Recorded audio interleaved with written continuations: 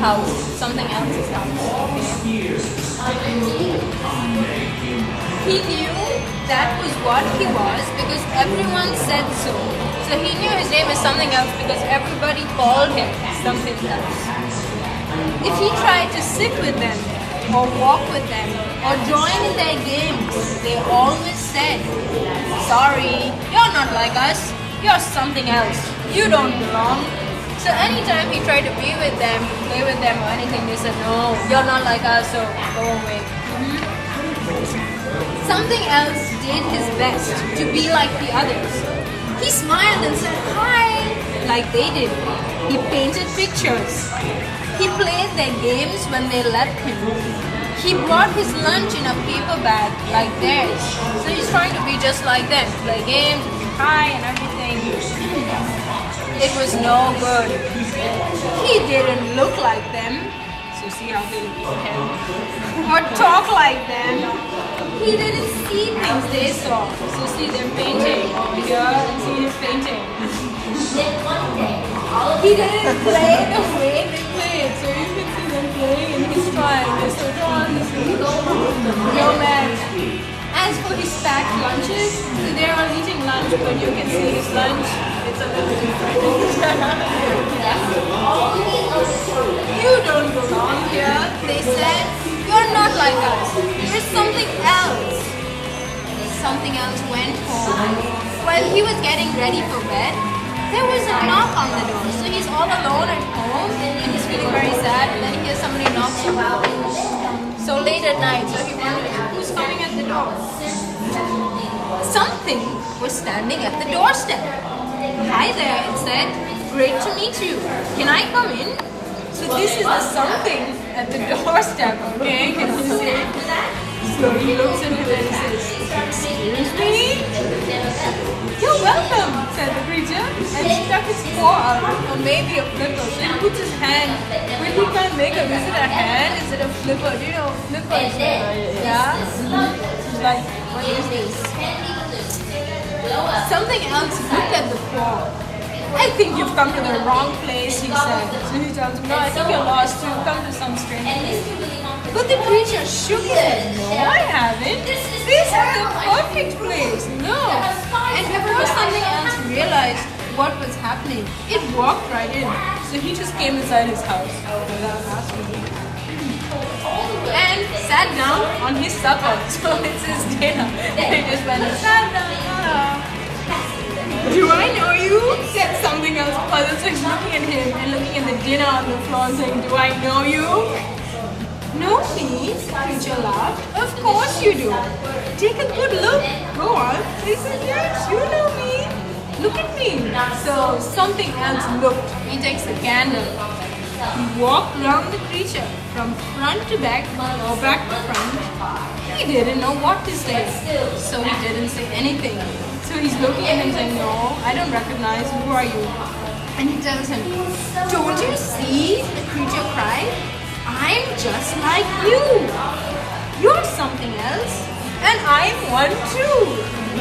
It stuck out its paw again and smiled. See, we should be best friends. You're something else also. And he puts his hand on the shake of him. But something else was too surprised to smile back. He didn't take the paw either. Like me, he said, you're not like me. In fact, you're not anything I've ever seen. I'm sorry, but you're definitely not my sort of something else. He walked to the door, opened it, and said, good night. So he said, you're not like me. He opened the door and said, now you can go, good night. And so the creature put his paw down slowly. Oh, it looked sadder, smaller. It reminded something else of something. But he couldn't think what.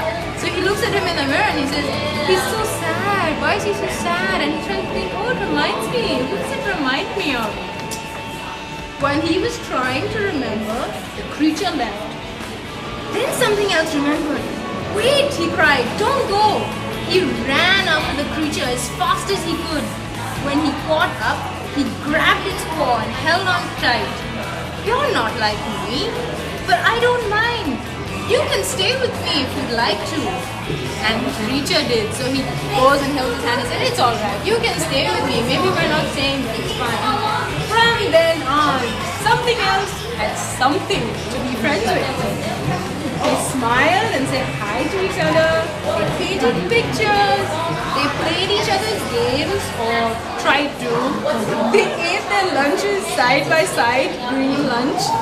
They were different, but they got along. And when something turned up that really was weird looking, they didn't say he wasn't like them and he didn't belong. This is the weird looking. They moved right up and made room for him too. And so something else, and weird looking stayed happily ever after. Okay. Anyway, my name is Katie, and I'm in the drama department here at TNUA. And today I'm reading from this book, Charlie and the Chocolate Factory. You guys must know this movie, right? Chocolate Factory, right? So, and the author of this book is Roald Dahl. He has a lot of books, and they're really, really good. I recommend you read them because they're very funny and easy to get into, and the language is not so difficult if you read it in English. I know. If you read it in English, it's still always going to be difficult. I know, but it's easier than others, I think. Okay, so in this section here, Charlie, the little boy, is talking to his Grandpa Joe, about Willy Wonka. Willy Wonka is the one who has the factory, right? Okay. In the evening, after he had finished his supper of watery cabbage soup, Charlie always went into the room of his 4 grandparents to listen to their stories, and then afterwards to say goodnight. Every one of these people was over 90. They were as shriveled as prunes and as bony as skeletons, and throughout the day, until Charlie made his appearance, they huddled in their one bed, 2 at either end, with nightcaps on to keep their heads warm, dozing the time away with nothing to do.